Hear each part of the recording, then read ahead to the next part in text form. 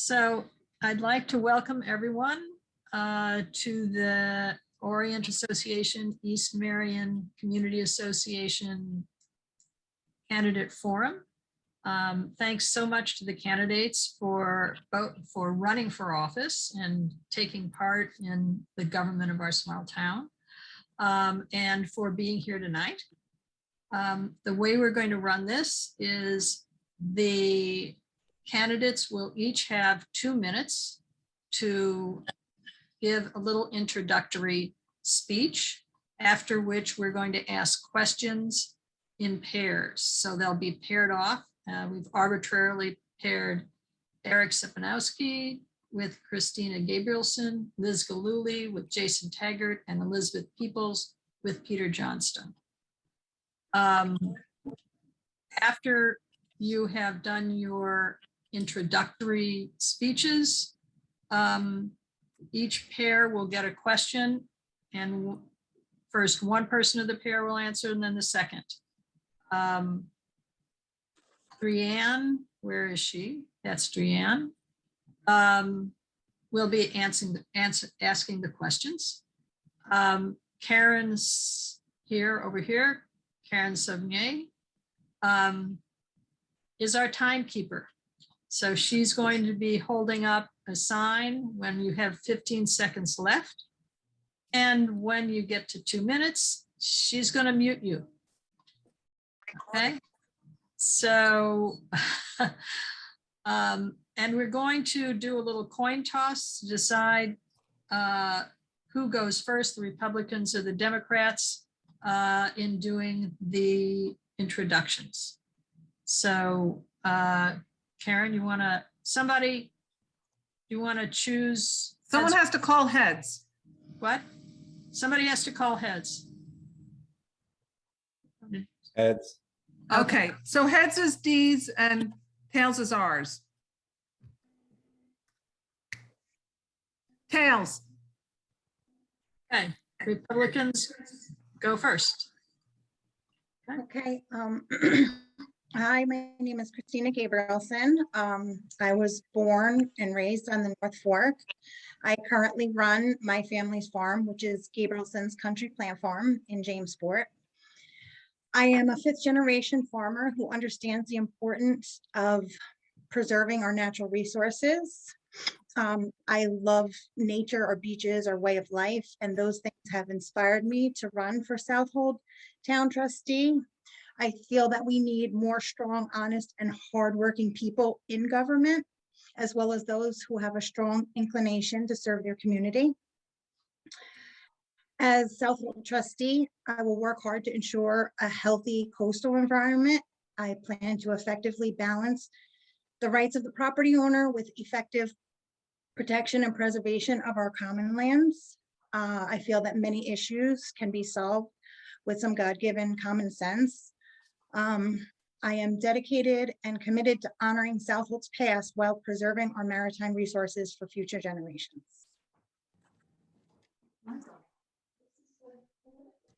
Yes, Eric?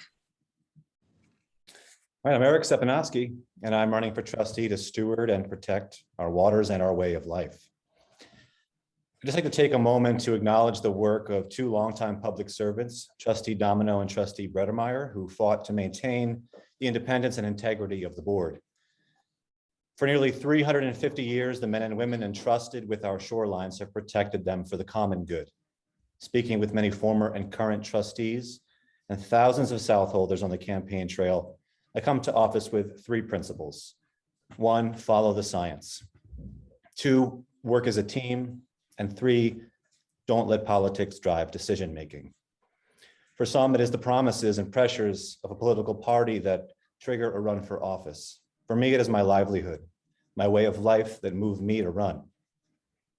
I'm the 4th generation at Sep's farm. My future, as well as yours, depend on the conservation of our soils, the protection of our aquifer, and the stewardship of our farmlands, forests, and wetlands. My life has been deeply shaped by environmental change. First came the farm crisis and development boom of the 1980s that led to a yet untested land preservation movement, and then came the discovery of brown tide in our local waters. with the future of farming and fishing so unclear, I had to leave.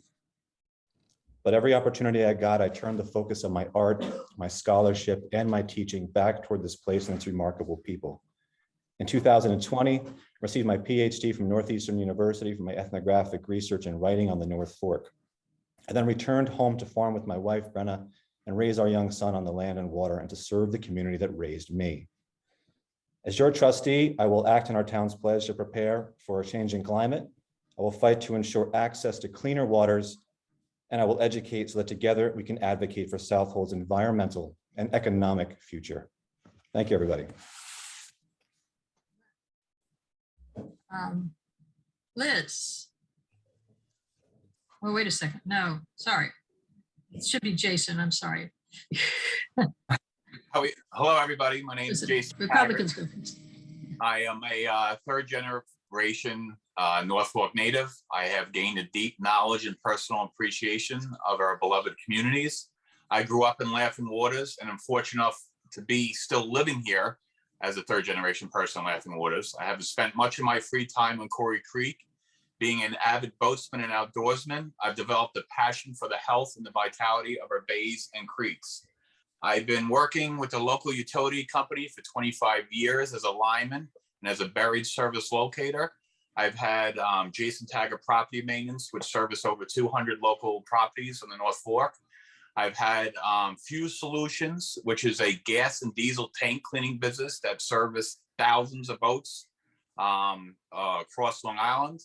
And I've also was partnered with a 15,000 gallon a year biodiesel plant with a local potato chip farmer to basically help out with our environment to get out of the petroleum industry. I'm an avid outdoorsman committed to preserving the rural character of Southold, and being invested in the North Fork, we need to coexist between the quality of life, the waters and wetlands for all future generations to come.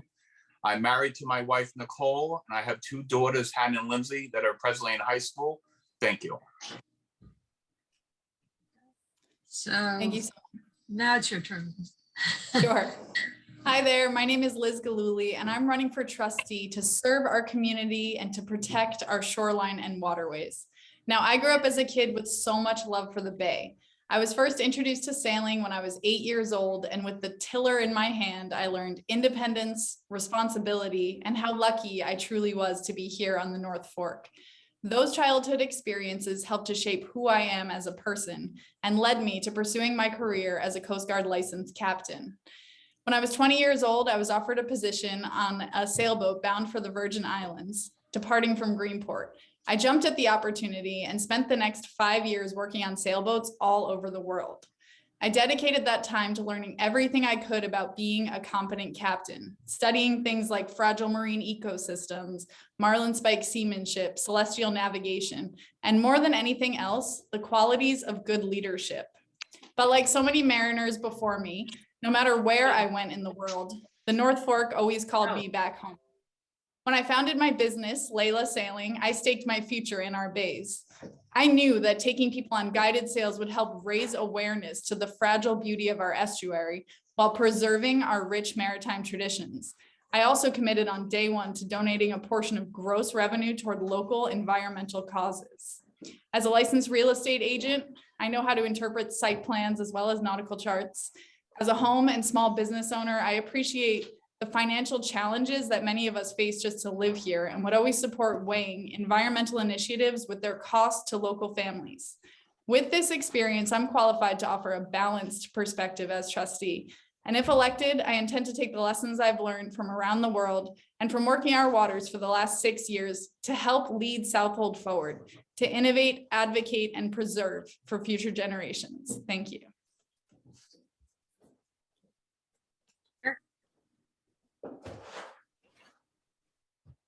Peter? Hi, everyone. My name is Peter Johnstone. I want to thank the Orient and East Marion Civic Association for putting this on. I am a lifelong resident of Southold, graduated Southold in 1995. I have ancestors dating back here from the 1600s. I have family that has been farming land in Cutchogue for the past 100 years until recently selling to McCall Vineyard. I educated in physical therapy, but I spent a ton of time reading science and research. I bring evidence-based research into my medical practice, and I find that important to bring to the trustees. The articles coming out in the papers from Cornell and the PEP program. I think it's good to bring balance to our government and to listen and learn to all members of our community so we can move forward and make reasonable decisions in terms of construction along our shorelines. I want to promote natural buffers and try to seed and replant as much natural vegetation as possible where necessary and where we're allowed to do that. Also, there's a lot of new construction going on with living shorelines and free flow dock building and things like that, which are more likely to promote natural habitat and also in turn can actually promote loss of erosion and other things like that. So anyway, I live in Cuttrug with my wife and my 1-year-old, and I look forward to serving this community. And I basically just want to stand on a platform of preservation and look forward to, fishing and shellfishing and seeing the future of Southold preserved. Thank you. Okay. Elizabeth. Hi, good evening. Thank you to the Orient and East Marion Civic Association for inviting us here this evening. I am Elizabeth Peeples, and I am running for Southold Town Trustee to support the current and future health of our valuable estuary and its diverse watersheds for the benefit of all residents. Water meets the land at over 160 linear miles of developed natural and public shorelines, and it is the responsibility of this elected board to advocate for the environment while working with property owners to proactively mitigate the effects of climate change. Each day that I head east in the channel from Greenport to our oyster farm on the east side of Shelter Island, I'm struck by the fragile beauty of the sound and bays that surround our town. All of us benefit from and utilize these precious waterways while we relax, work, and/or go about our daily routines. Planting roots here on the North Fork has deeply enriched and developed my life experiences as an oyster farmer, wife, mother to our 22-month-old son, and as an LGBTQ activist, entrepreneur, and environmental advocate. I look forward to watching our son grow up with an awareness of self that his 2 moms will teach him, as well as the intangible life lessons he will learn while growing up on the water. I am committed to ensuring that the waters surrounding the North Fork and the East End continue to improve, not only for our son's future, but for that of future generations. With 2 decades of experience as a designer at an architecture firm and inspired by the hard work of the oysters that I surround myself with every day, I am charged to run as a candidate for Southold Town Trustee. Shellfish farming provides a local and regenerative food source that has a direct positive impact on improving the water quality. It is with this experience that I am qualified to do the hard work of a Southold trustee and understand the importance of creating balance within the constructed world to preserve and protect our waterways. Thank you very much and look forward to the questions this evening.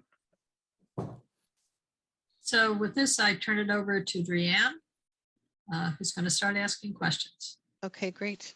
So, so the first set of pairs, that will be Eric and Christina. Again, we're going to run through 1 question per pair, then we will go to the next. We'll switch the order in the second set of questions. So the first question, Eric, you start first on this one. What are the most critical issues facing Southold Town related to the role of the trustees? Well, thank you for that question. I'd like to approach this question with a particular framework in mind. The United States General Stanley McChrystal has a very useful way of differentiating between risk on the one hand and our vulnerabilities on the other.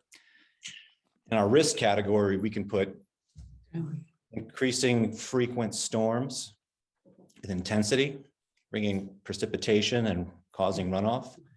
We have rising seas. We have warmer waters, invasive species, and a number of other issues that are creating key problems with our coastal environments. In the vulnerability side, that is where we can take action to protect ourselves and to manage some of these risks. And on that side, I would put our collaboration across departments. So trustees working with the highway superintendent, working with the town council and clerk, and the many advisory councils that Southold Town has with wonderful, knowledgeable volunteers who are helping guiding our decision-making on that. So we need to keep our drains clear so that they properly flow and continue to reduce the number of drains. Currently, we have 119 outflow pipes, still allowing road runoff into our surface waters. We also need to take a look at our code as trustees. Some of that code is written in the 1990s, some of it in the early 2000s, and some still later, as late as 2017. And there are, in some cases, contradictory definitions. For example, in 111 and 275, you have different definitions of bluffs. Our code is what guides us, and we need the council to help us update that code to manage those risks.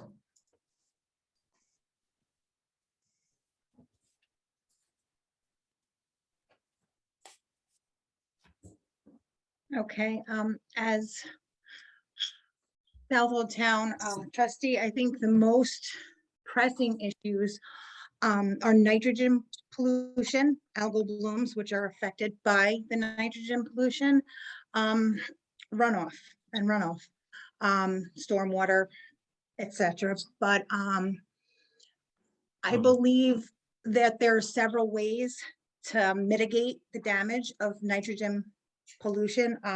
One of those ways are IA systems, and mandating the IA systems and expanding those mandates. I also believe that a lot of natural plantings of native plants, native shrubs that actually help to reduce the nitrogen in the ground. There's several ways that they do that. Too many ums.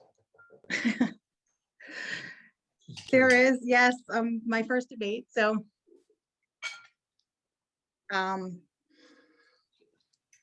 But the nitrogen pollution that we have contributes to algal blooms, fish kills, beach closures. We need to mitigate the damages of that. And we need to mitigate the damage of runoff. Stormwater runoff. Who's the names? I'm sorry? Christina G. Gabrielsen. To mute that person. Yeah, everybody needs to be muted except the speakers.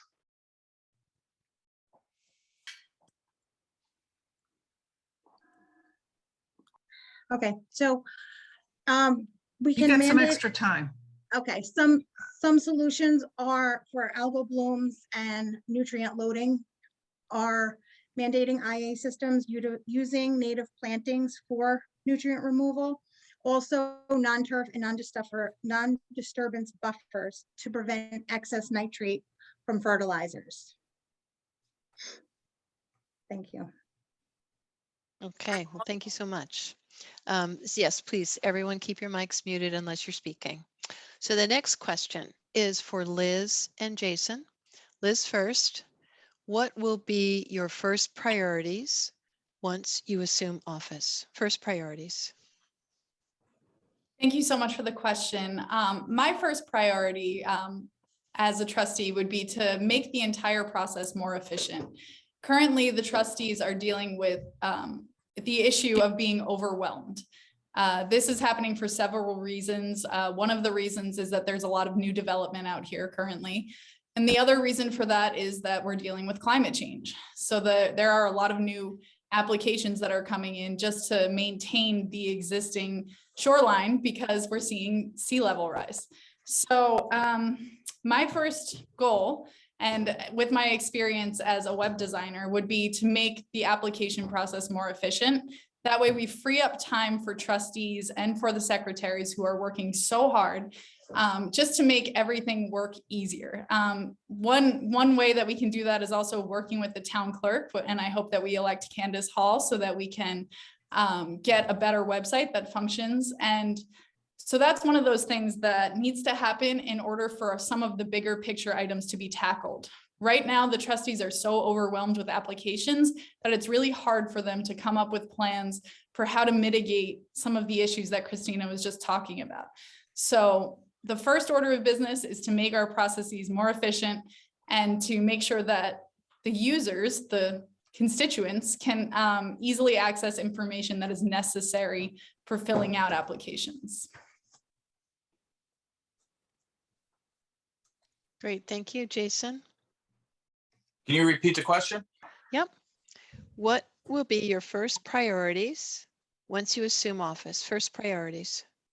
I think the first priority should be basically educating myself with the board, the people that are on the board, and to learn as much as I possibly can from them, the people that have been on the board. So this way we could trickle down and help the community and the members.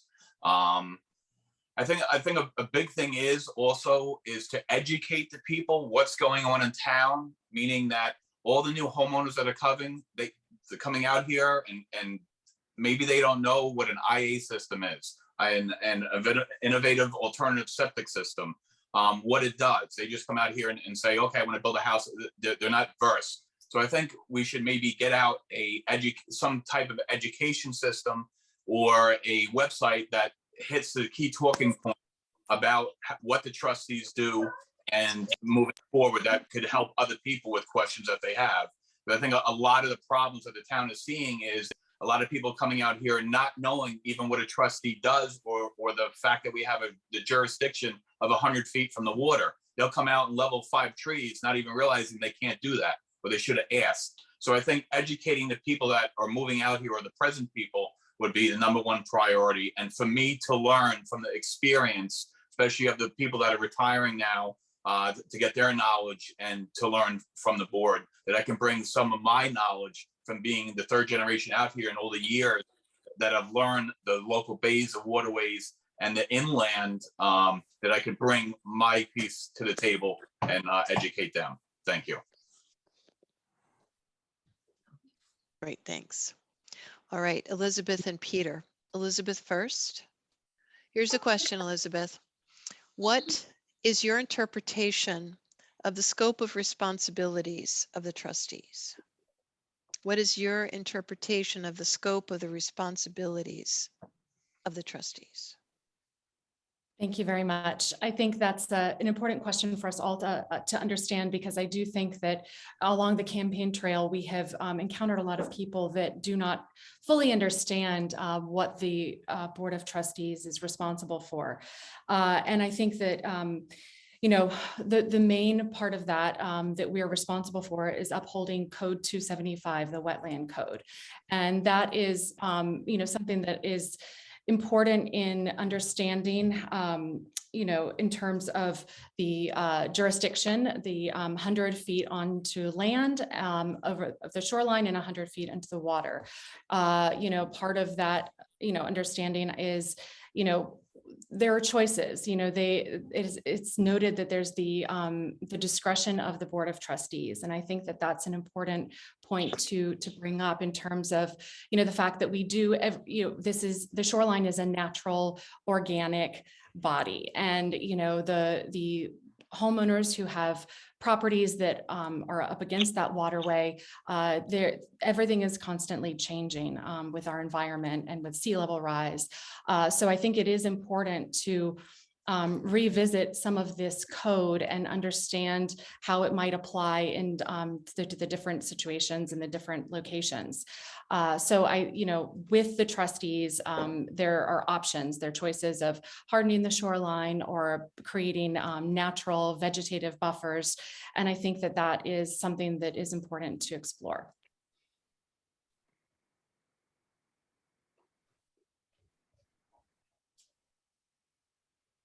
Peter? Could you just repeat that one more time? Yeah. What is your interpretation of the scope of responsibilities of the trustees? Okay, I agree. I think a lot of people that I talked to weren't really sure the definition of what a trustee does out here. Myself and talking to other trustees, previous trustees, it's really upholding the code. I agree that the code needs to be looked at There's a lot of volume of people moving out here, and there's a lot of applications coming across. Our job is to make sure we balance between the property owner's rights and in servicing the community members and preserving what we have here, and standing up for what we think.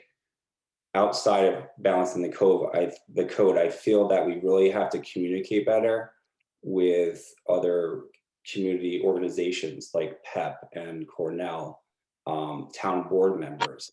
We have to learn better how to get grants. These IA systems are very expensive, and we're putting demands on homeowners that may be costly, or the cost of creating natural buffers or replanting. So I want to make sure that we have a better communication with this new trustee team to kind of make that easier for homeowners to navigate through. So we can create a balance with education. This is why we want to do something. We're not just going to be the bad guys telling people we don't want something, or we want to keep telling them we want this to be different or better, or add to this to make it, more protective for our environment. So I feel that, following the code is the primary thing, adjusting the code if possible with our board members, and then also involving a better team approach with our community to better understand and navigate through costs and preserving and finding the best thing moving forward for our community. Thanks. Now we're going to move on to another set of questions. So the first question goes to Christina, followed by Eric. And the question is, what changes to town codes and regulations would you propose in order to better protect our wetlands and other marine resources? What changes to codes in order to better protect our wetlands and other marine resources? Okay, so one of the things that I would change is looking into evaluating the size of the property, the size of the home.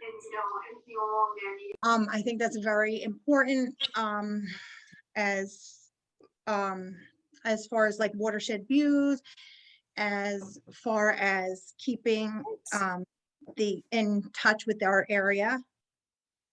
This is crazy. Mute, also- Destiny. Okay. I also believe that we need to do more with living natural shorelines and integrating both hardening solution and natural solutions. Instead of just taking one route or the other, I think we can combine those. Reduce fertilizers near shorelines or near wetlands, and encourage a lot more with natural plantings.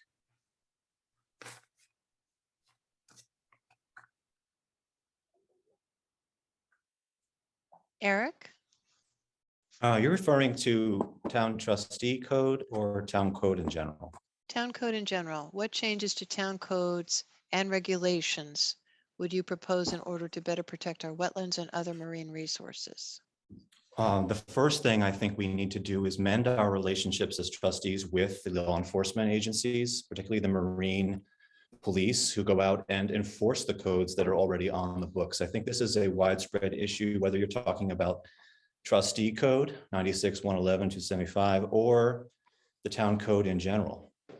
There are complaints about lack of enforcement when it comes to stuff going on with development, with the agriculture, agri-tainment industries, and those need enforcement. But we also need enforcement at the trustee level. When someone cuts down trees without the permit, which Mr. Taggart mentioned, we need to have enforcement go, and the fines need to be appropriate to the damage to that shoreline and the waterfront erosion that it creates. In terms of changing the code or updating the code, I think we desperately need a mooring site plan updated. Back in, I think it was 1994, I'll just quote from the code for you a second, from code 96, it says, The use of moorings has increased to such an extent that the number of moorings has begun to impair the fragile marine environment in the surrounding town waters. That's 1994, so it's a long time to overdue to update some of that code and really have a mooring plan that makes sense for boaters so they understand where they can keep their vessels. I agree with Christina that we need to enforce, and with Mr. Johnstone, we need to enforce the IA systems and find ways to create simple and straightforward funding mechanisms so that people don't feel that hardship as much. The county programs, it is mandated that those septic systems go in now as of July. So we need to find a way to help people pay for those.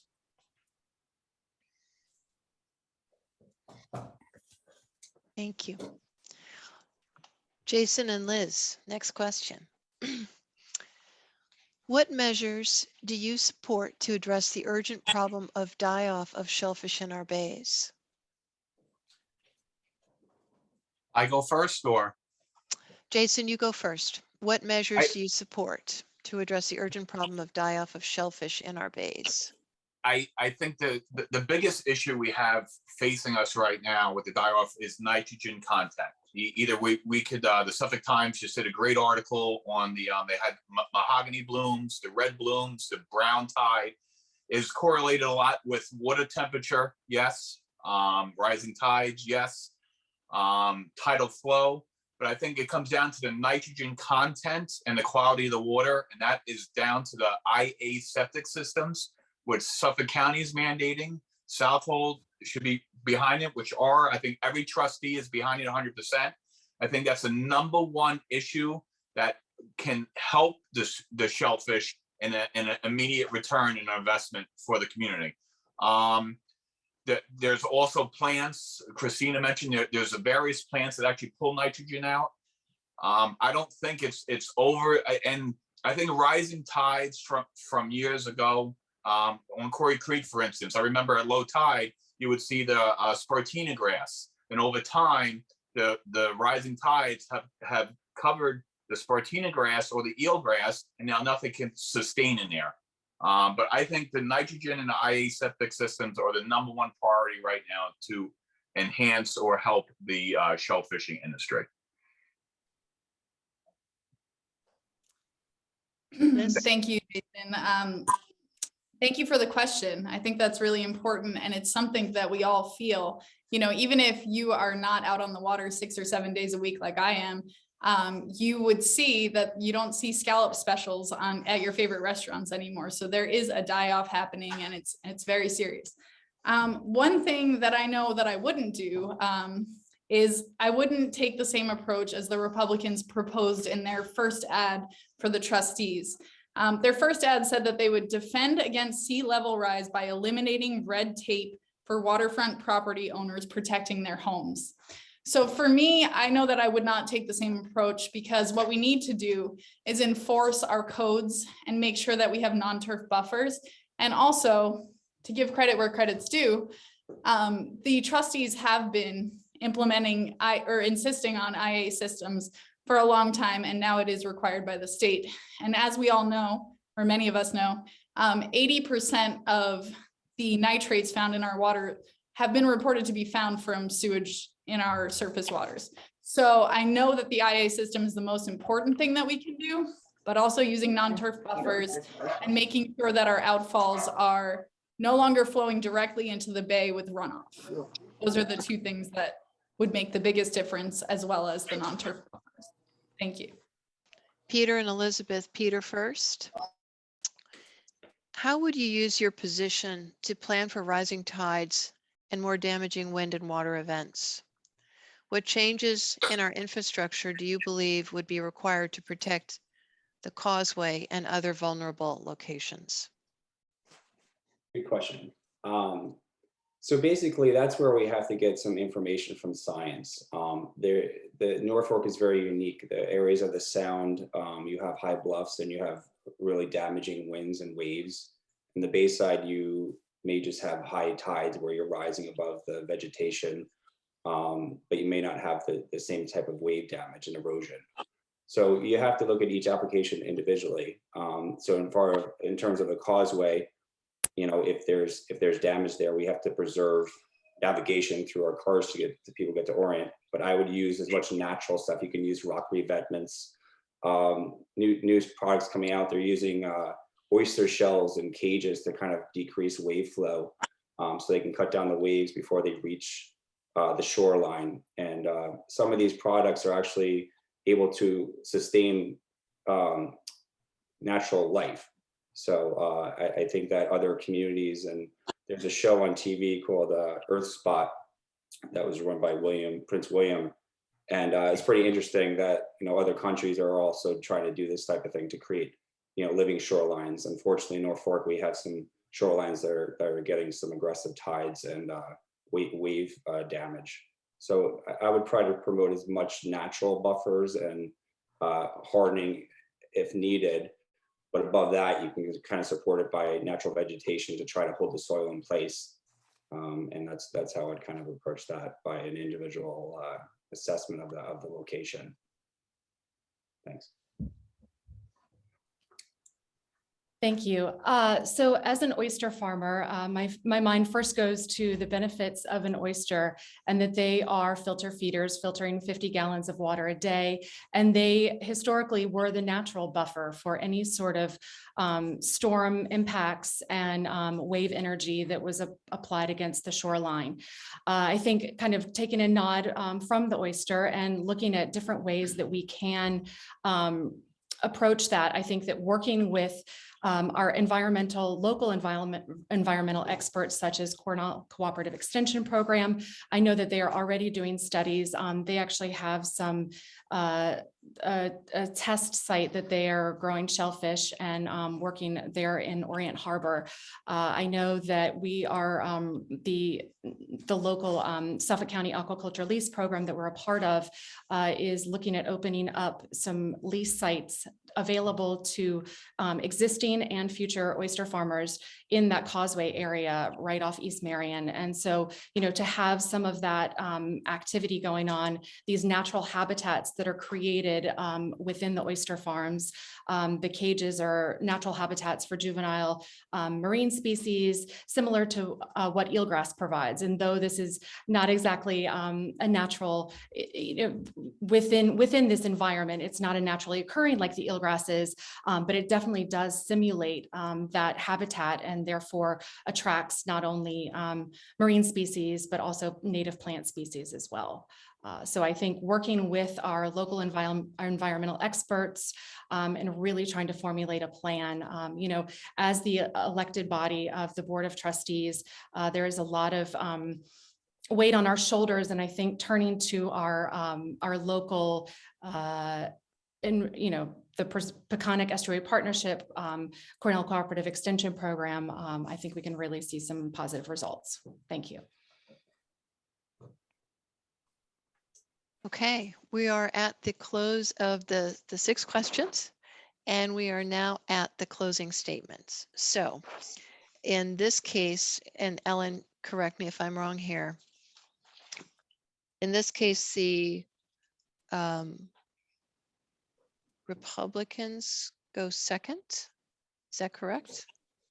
That's, they The want Democrats will go first. Democrats go first. So Eric followed by, again, we did this in pairs previously. Eric, you start, and followed by Christina. All right, well, thank you to the civic associations for allowing us to introduce ourselves, the public get to know us and understand what's on the line November 2nd. Just want to take a moment to apologize to Christina. I called you Christina and I'm Ms. Gabrielsen, and called Mr. Taggart or Mr. Johnstone. I meant no disrespect, Ms. Gabrielsen. And like you, this is my first debate and I'm awfully nervous too. So I just want to put that out there.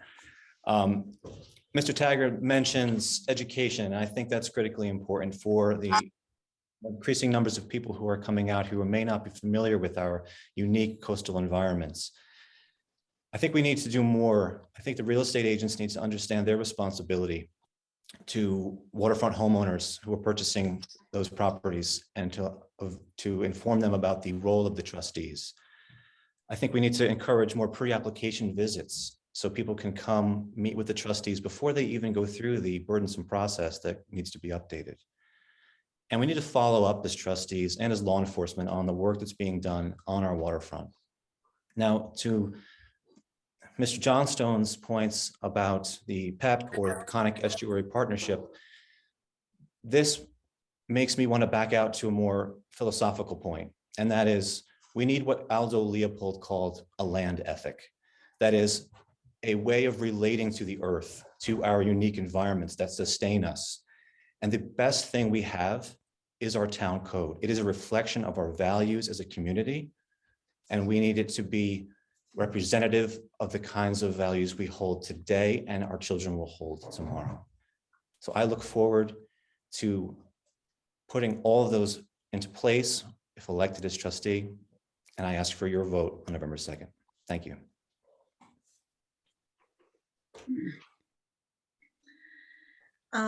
I would like to also thank the East Marion Community Association and Orient Association for hosting this debate.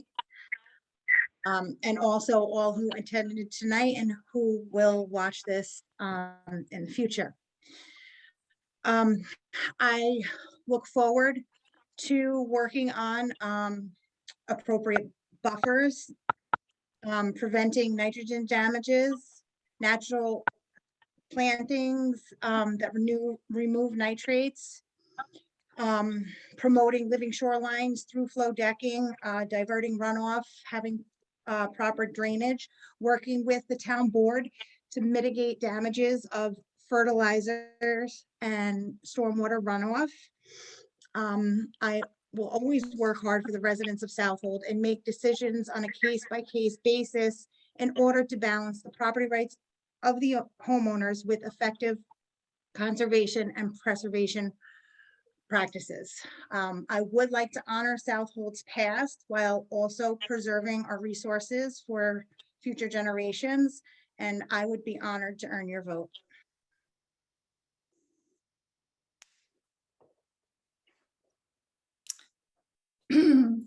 Thank you again for hosting this debate, and thank you to all who are attending and to all who are running. This takes a lot, so I really appreciate everybody being here. As a captain who makes a living out on the water, I have my finger on the pulse of changing ecological conditions in our estuary. I want everyone to know that if I'm elected, I will work to improve our water quality, ensure public access to our shoreline, and prepare for the challenges associated with climate change. I will partner with the community, all departments of local government, and neighboring townships, and I will bring enthusiasm, efficiency, and leadership to the Board of Trustees. What makes our team different from our opponents is our values as environmentalists and our professions that tie us to the natural world.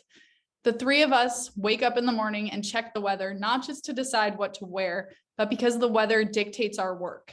We have felt the effects of climate change, and each of us has proven our dedication to preserving our wetlands and waterways long before we had political ambitions. When we learned about Mike Domino and Jay Bredemeyer's retirement, we were concerned about the loss of institutional knowledge that this board will face. Unlike Mr. Taggart, who wants to learn about the job after he's elected, we immediately got to work. We have met with sitting and former trustees, the town engineer, members of the Conservation Advisory Council, conservation biologists, members of the community, town attorneys, scientists at the Cornell Cooperative Extension, and trustees from other townships. We've read the town's comprehensive plan and the Peconic Estuary Partnership Plan, and we are doing the homework to make sure that we are prepared on day one. There are no better candidates to serve in this role, and it would be my honor to serve with both of the people sitting behind me. So please make sure to vote for myself, Liz Gillooly, for trustee, but don't forget to vote for our entire slate of incredible candidates running on the Democratic ticket. It doesn't matter which party you're registered to, especially in a local race. Vote for the best people who are most prepared. Muting. All right, thank you for having me, Orient and East Marion Civic Association. I think what our team, our three individuals that are putting forth is is basically we are locals, meaning that I grew up, I had a boat before a car or a truck or anything. We know every waterway, everything, but a lot of people are forgetting the inland ponds or the inland waterways from hunting and fishing. We grew up out here. We're the heart and the soul of this community, generations going back. The North Fork has been in the midst of a great transition. With its newfound popularity, the landscape has changed considerably over the past few years and will continue to do so. As a third-generation family member growing up in one of the waterfront communities in Southold, Laughing Waters, I have seen the outside influence the past couple of years. New homeowners tried to alter and change the greatest resource we have is our wetlands, bays, creeks, and waterways.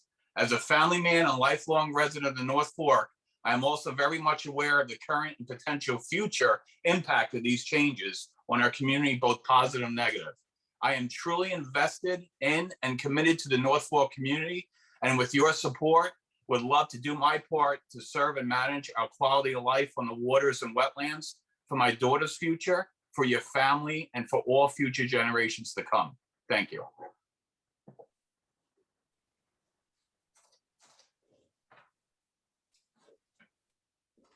Elizabeth, and followed by Peter. Good evening. Thank you for hosting. Thank you, Karen and Drianne and Ellen. And thank you for everyone who's attending and will be watching this in the future. Oysters are one of the original inhabitants of this unique place that we all call home. There was a time in the not too distant past that the existence of these bivalves was in a perilous place. I cannot help but draw the parallel between the fate of the oyster only decades ago to our local waterways at this juncture. Our ecosystem is at a watershed moment, and empowering all who live along this nationally recognized watershed is critical for our future. Informed by the past and history of our unique agricultural and maritime region, I am ready to serve this town, to engage, listen, and evolve with a fresh outlook. I envision a more transparent town hall where its citizens and leaders are all held accountable. And I'm excited to be a pivotal part in transforming Town Hall into one that represents its diverse residents. It is time to take action as citizens, the Board of Trustees, and a town to encourage growth with responsibility and integrity. By incorporating outreach and public education, we can empower our community to work together to promote coastal resiliency and the health of our valuable estuary. As with oysters, working for a more sustainable future is not a solo endeavor. Walking with me on this Democratic campaign trail is the most diverse, qualified, accomplished, and inclusive group of individuals. Standing beside me here today, and through the last 7 months, are my distinguished colleagues, Liz and Eric. The three of us are committed to protecting the waterways because it is our passion and it is our profession. Please vote to elect me on November 2nd or an early voting starting October 23rd. And please vote to elect these two dedicated candidates as well. It takes us all coming together to responsibly strengthen this Southold forward. Thank you.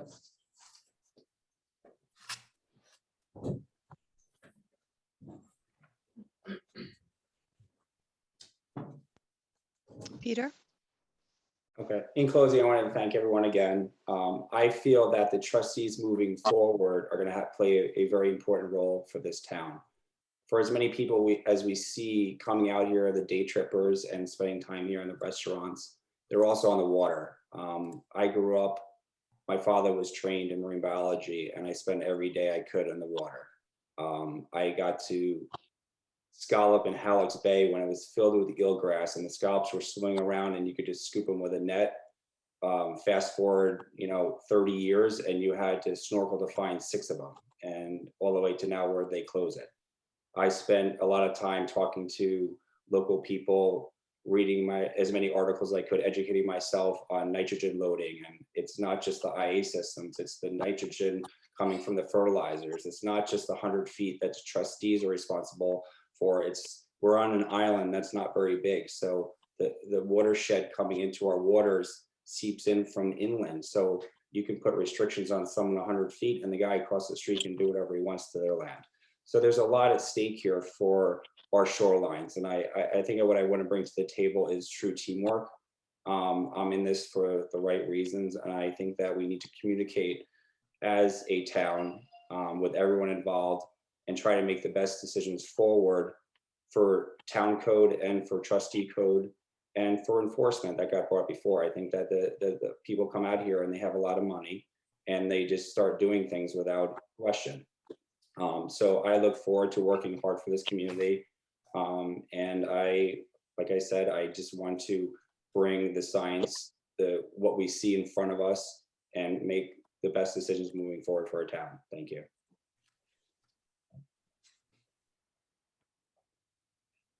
Okay, well, thank you all so much for being a part of the candidates forum for the trustees. We, Karen, Ellen, myself, Jack, thank you. We've been working on these questions. It's a little bit of work behind the scenes. And we're still, getting all the wrinkles out of the Zoom. So again, thank you very much for participating in the Zoom call. We will make this recording available on our websites and for anyone who wants the link. So it's been wonderful to have you. We thank you so much for your responses, your intros, your conclusions. But again, thank you so much for running and for caring. Thank you. Thank you. Thank you. Have a nice night, everyone. Good night. Thanks. Good night. Good night.